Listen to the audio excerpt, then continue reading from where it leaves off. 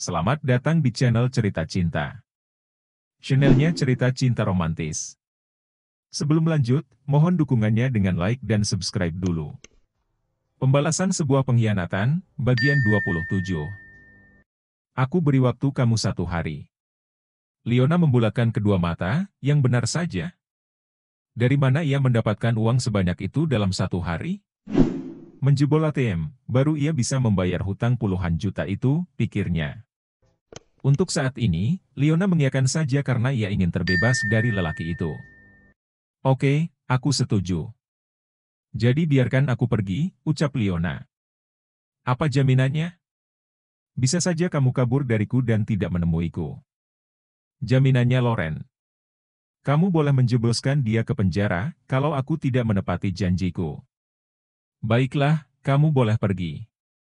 Besok jam 5 sore kita bertemu di taman dekat rumah sakit. Leona berpikir, harus mencari uang kemana sebanyak itu? Pikirannya sangat kalut, ia terus berjalan tanpa arah. Lebih baik berurusan dengan musuh Loren, daripada dengan pria yang menurutnya paling menyebalkan. Mencari kesempatan dalam kesempitan. Jadi pacar pura-pura? Yang benar saja, rutuk Leona di sepanjang jalan. Hari sudah mulai gelap, tubuhnya sudah sangat lelah. Ia putuskan untuk pulang ke rumah yang selama ini menjadi tempat tinggalnya. Baru kemarin dia memiliki pekerjaan, dan jauh dari kejaran musuh-musuh Loren. Gara-gara Olan, karena ancaman itu akhirnya ia berbuat nekat. Nasi sudah menjadi bubur, tidak ada guna disesali. Leona sampai di kontrakan miliknya, bahkan sisa waktu kontrakan pun tinggal 2 hari. Ia harus segera membayar kontrakan sebelum jatuh tempo, tapi tak ada uang sepeser pun. Arg. Leona mengacak rambutnya sambil mendengus kesal. Ia menghempaskan tubuhnya di kasur kecil miliknya, berharap kejadian ini hanya mimpi, hingga perlahan mata itu pun terpejam. Keesokan harinya.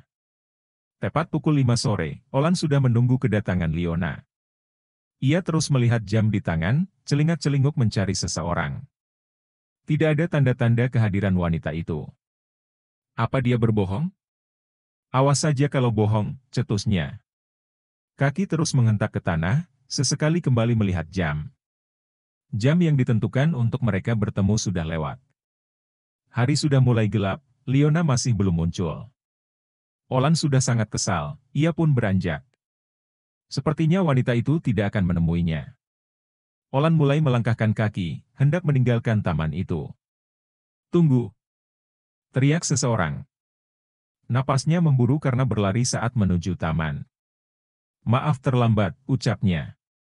Olan membalikkan tubuh, melihat ke arah Leona yang napasnya masih tersengal. Aku kira kamu tidak akan datang. Olan kembali duduk di bangku taman, dan Leona pun ikut duduk di sampingnya.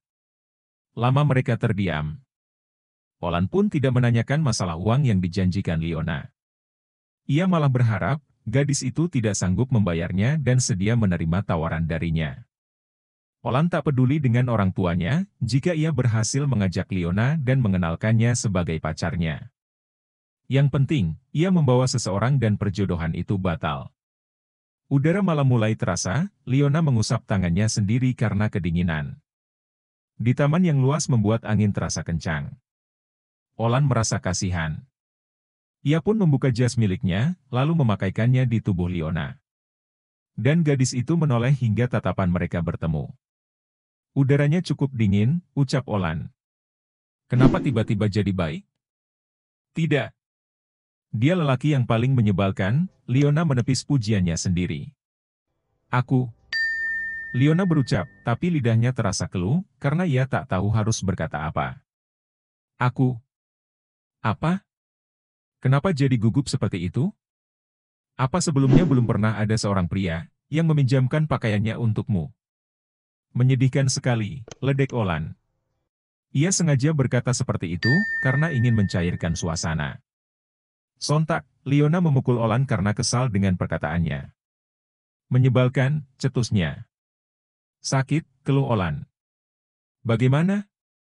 Apa kamu mau membayarnya? Atau mau menerima tawaran dariku? Leona menarik napas dalam-dalam, tidak ada pilihan. Ia sendiri tidak bisa membayarnya, karena memang tidak punya uang. Aku menerima tawaran darimu. Serius? Tawaran yang aku maksud. Jadi pacar bohonganmu, pungkas Leona, berapa hari? Minggu. Bulan? Tanyanya. Berapa ya? Aku tidak bisa menentukan. Selagi aku tidak punya kekasih, maka selama itu kamu menjadi pacarku. Baiklah, aku setuju. Kapan menemui orang tuamu? Leona pikir, ini tidak terlalu sulit. Tidak setiap hari juga bertemu dengan orang tua Olan, itu artinya ia tak setiap hari bertemu dengannya. Jadi pacar bohongan berlaku bila di hadapan orang tuanya, bukan? Mereka pun sudah deal menjadi pacar bohongan. Setelah sepakat, Olan langsung mengajak Leona menemui orang tuanya. Tapi, ia tak mungkin membawa Leona dalam keadaan seperti ini. Penampilan Leona bisa ditebak bahwa gadis itu orang tak berpunya. Olan tak ingin rencananya gagal, ia mengajak Leona pergi ke salon terlebih dulu. Untuk apa ke sini? Tanya Leona, saat sesampainya di depan di butik. Katanya mau menemui orang tuamu. Tanyanya lagi. Sudah, jangan cerewet. Kamu nurut saja apa kataku, kalau protes aku tambah hutangmu lebih besar, ancamnya ketus. Menyebalkan, apa-apa dikaitkan dengan hutang. Tidak akan lunas jika hutangku semakin bertambah, rutuk Leona mendelik. Apa katamu?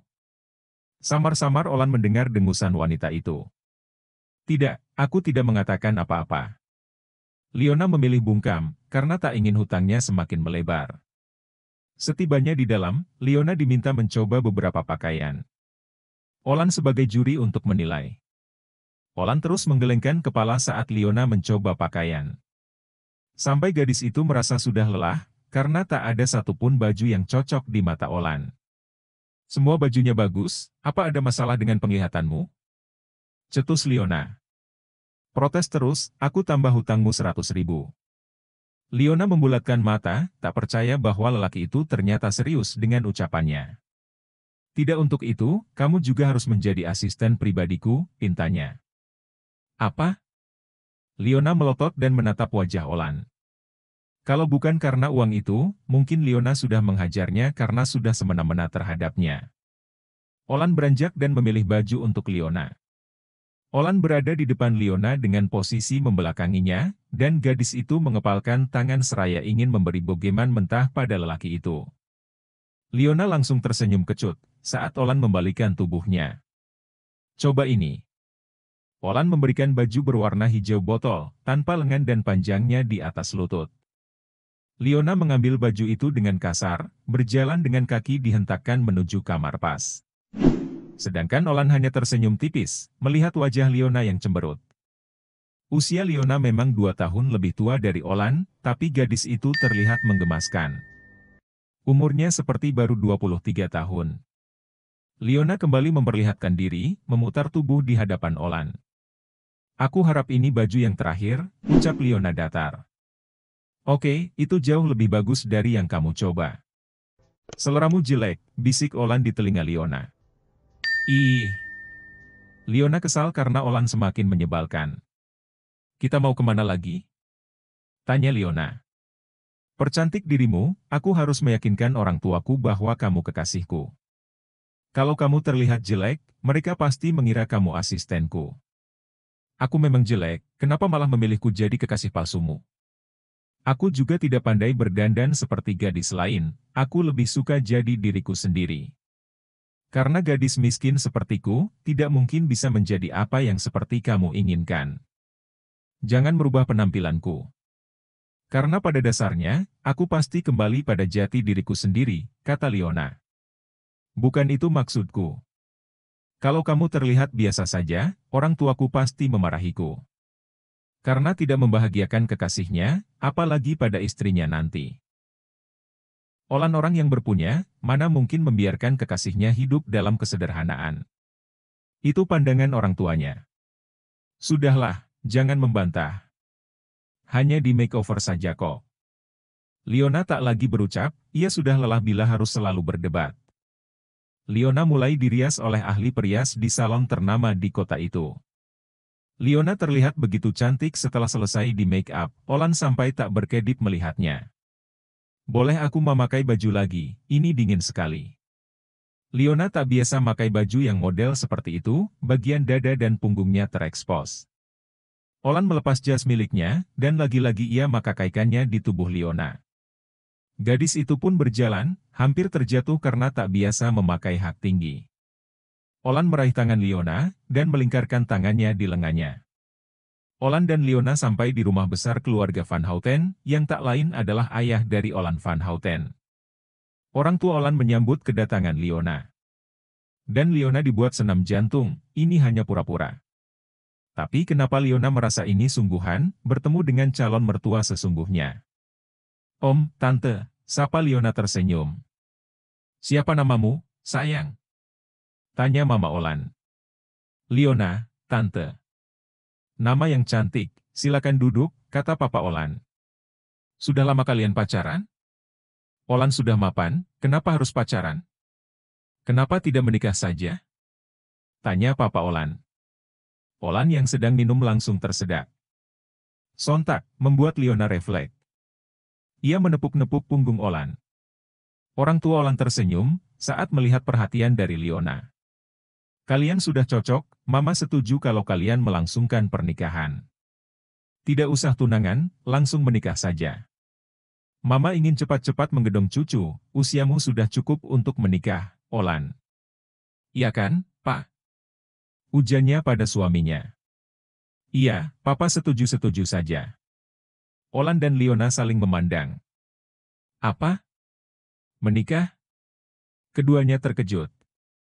Beberapa hari kemudian, tanpa sepengetahuan Olan, orang tuanya menemui Liona. Olan sudah mengatakan siapa diri Liona sesungguhnya.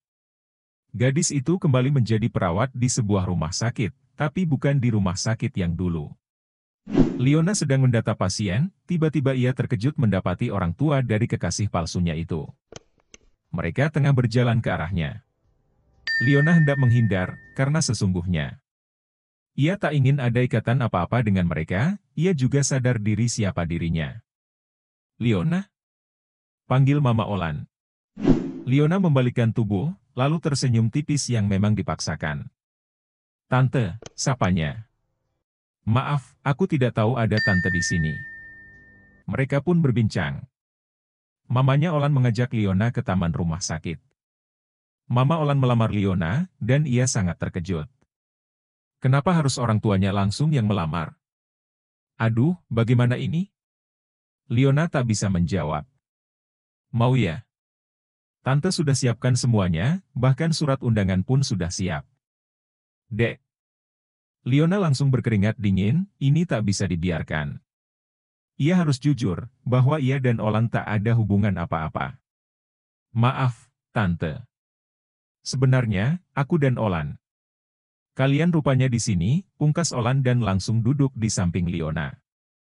Tangannya meraih pinggang kekasih palsunya itu, dan memperlihatkan gigi putihnya yang rapi sambil berkata. Awas kamu kalau bongkar semuanya di sini sekarang, ancam Olan pelan dan tak terdengar oleh mamanya. Tante, aku mau bicara dulu dengannya. Mama Olan mengangguk. Liona beranjak dan menarik tangan pria itu. Orang tuamu harus tahu, kita tidak ada hubungan apa-apa. Mamamu melamarku, ucapnya seraya menoleh ke arah wanita itu, dan Mama Olan tersenyum padanya. Kalau kamu mengatakan semuanya sekarang, sama saja kamu membunuh mamaku. Dia punya penyakit jantung, dan untuk lamaran itu, kamu terima saja. Aku tidak tahu kalau mereka sudah menyiapkan pernikahan kita. Surat undangan sudah jadi, dan akan disebar minggu ini, jelas Olan. Apa? Liona terkejut, hampir saja ia jatuh pingsan karena shock. Kepalaku pusing, kamu buat hidupku tambah kacau. Liona memijat keningnya sendiri. Aku akan melakukan apapun. Bila perlu, membawa Loren ke rumah sakit yang lebih besar dan menjalani pengobatan di sana. Kamu tidak perlu memikirkan biaya, aku juga akan melunasi hutang-hutangnya. Bukan itu masalahnya, Liona tak ingin hidup dalam kebohongan. Tak ada cinta di antara mereka, sedangkan pernikahan adalah masalah serius. Menjadikan dua keluarga menjadi satu. Ayolah, apa kamu tidak kasihan melihatnya? Aku ingin menjadi anak yang berbakti pada orang tua, kata Olan. Tapi kenapa harus aku yang terlibat denganmu? Kamu memanfaatkanku dengan kejadian kemarin. Leona jadi gemas sendiri, tapi di sisi lain ia juga kasihan melihat Mama Olan. Wajahnya begitu ceria saat dia memintanya untuk menjadi menantunya. Leona pasrah, ia serahkan hidupnya pada Olan. Dengan jaminan bahwa Olan akan bertanggung jawab atas saudaranya yang kini tengah berada di rumah sakit. Ia juga bosan hidup dalam ancaman. Hari yang ditunggu-tunggu pun akhirnya tiba. Axel tengah memegang sebuah undangan yang bertuliskan Olan dan Leona. Jose, kamu yakin Olan akan menikah? Memangnya dia punya pacar? Tanya Axel. Tuan itu bagaimana? Kalau tidak punya pacar, mana mungkin menikah? Di situ kan tertulis nama mempelai wanitanya, jawab Jose sambil menggelengkan kepala. Bukannya bagus kalau dia menikah? Tuan tidak perlu lagi cemburu padanya, karena dia akan menikah. Bersambung.